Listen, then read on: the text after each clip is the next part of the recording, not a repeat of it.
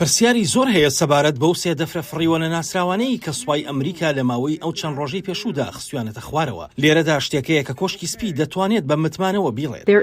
هیچ ئاماژەیەک نییە بۆ کۆبوونەوەکانی واڵایی ئاسمان یا چالاکی دەرەوەی گۆیزەوی هاوپەیوەند بە خستنە خوارەوەی یەکێک لەوانە. ئێمە ویستمان دڵنیابین لەوەی گەلی ئەمریکا ئەوە بزانن. بەڵام ئایا بەڕژدی بەرپرسانی کۆشکی سپی یەک ڕاوەیان پێشکەش کرد کە بۆچی سوپا لە ناکاو دەفری فڕیوی لەو جۆرە دەدۆزنەوە؟ ئەگەر کۆکردنەوەی زانیاریەکان بە شێوەیەک دابنێی کە بە دوای شتێکی دیاریکراولا دەگەڕێت، ئەگەر ئەوە زیاتر شتێکی دیاریکراو بدۆزیتەوە. کەمتر لە هەفتەیەک دوای خستنە خوارەوەی باڵۆنێکی چینی بەسەر کەناری ڕۆژهەڵاتی ئەمریکادا، سوپای ئەمریکا دەفرێکی نەناسراوی بەسەر ئالاسکادا خستە خوارەوە. ڕۆژی شەمە ئەمریکا لەگە سوپای کەنەدا کاریان کرد بۆ خستنە خواری و یەکێکی دیکە بەسەر خاکی یۆکۆندا و ڕۆژی یەکشەمەش سێمیان لە ئاسمانەوە تەقەی لەکرا بەسەر دەریاچەی هۆرۆندا خرایە خوارەوە.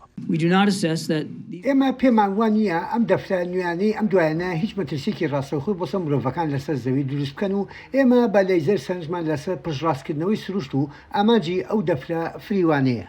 بەڵام ئەگەر ڕاستیەکان بوونیان هەبێت ئەوە تووڕەیی چین باڵ دەکێشێت بەسەر ئەوەی کە دەڵێن سزای ناداتپەروەرانی ئەمریکایە بۆ باڵۆنێکی کەشوهەوا کە بە سادەی لە ڕێڕەوەکەی دوورکەوتوتەوە و بەسەر تەواوی کیشوەری ئەمریکادا ڕۆیشتووە. ڕۆژی دووشەمە وتەبێژی وەزارەتی دەرەوەی چین وانگ وینبین واشنتنی تومەتبار کرد بۆی کە زۆر دڵخۆشە ناوبراو ئاماژەی بەوە نەکردووە کە ئایا ئەو سێ دەفرە فڕیوەی ئەم دوایانە چینی بوون یان نا، بەڵام واشنتنی تومەتبار کردووە.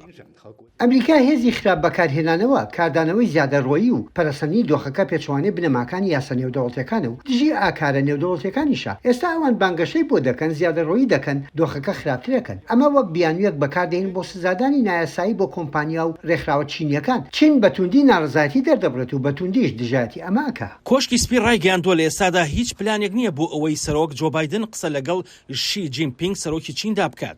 کێربیش ڕایگەیاندووە سوپای چین خواستی ئەوەی نییە قسە لەگەڵ وەزیری بەرگری ئەمریکادا بکات. هەروە ئەو بانگەشەی دووبارە کردەوە کە ئەمریکا فڕۆکەی چاودێری لە ئاسمانی چیندا نییە، ئەوە گرژی لەگەڵ بەیژینگدا دروست دەکات و پرسیاری ڕشت بۆ واشنتن دەروژێنێت.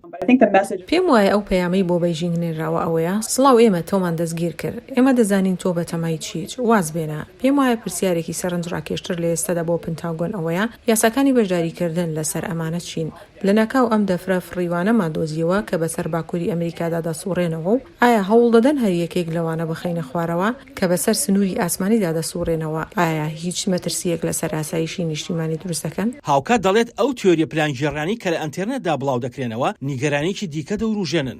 کاتێک بە ئاشکرا زانیاری زۆر کەممان لەم بارەیەوە هەیە، زۆر ئاسانە زانیاری هەڵە و زانیاری نادروست و تیۆری و پیلانگێڕی بڵاو ببنەوە. پێم وایە لە کۆتایی هەفتەدا هەندێک گاڵتەکردن بە مەبەستی باش لەم بارەیەوە لە ئینتەرنێت بڵاوکرانەوە. بەڵام لە هەمان کادا لە ڕاستیدا کە ناتەوێت پێشبینی بکەیت و ئەگەر زانیاری هەڵە و چەواشەکاری بڵاو دەبێتەوە.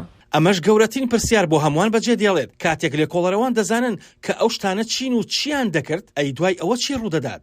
ئاسۆ جەبار بۆ راپۆرتی ئانیتا پاوڵ، دەنگی ئەمریکا لە کۆشکی سپیەوە.